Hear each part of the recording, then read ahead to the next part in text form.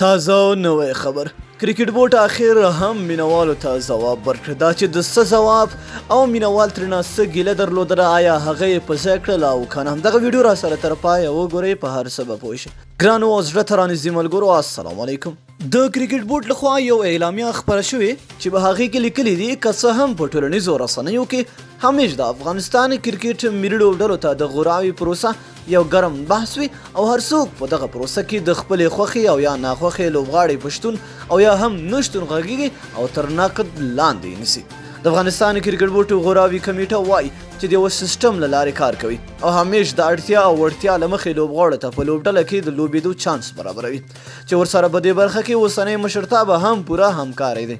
تر څو په تدریجي ډول د پخوانیو لوبغاړو ځای په افغان کرکټ ملي لوبډله لا ځوانو لوبغاړو ته پرېښودل شي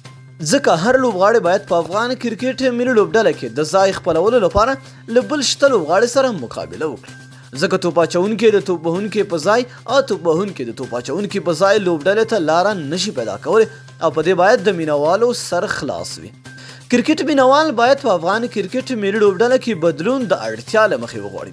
ځکه همیش ښه ځلېدونکي لوبغاړي د دې چانس نه لري چې ورته په ملي لوبډله کې ځای ورکړل شي. خو افغان کرکټ بورډ په دې توانېدلی دی چې له ترسره شویو 19 کلنو کرکټ نړیوالو جامونو څخه افغان کرکټ ملي لوبډلې کې په تیرو 10 کلونو کې بېلابېلو لوبغاړو ته د لوبېدو چانس ورکړی دی.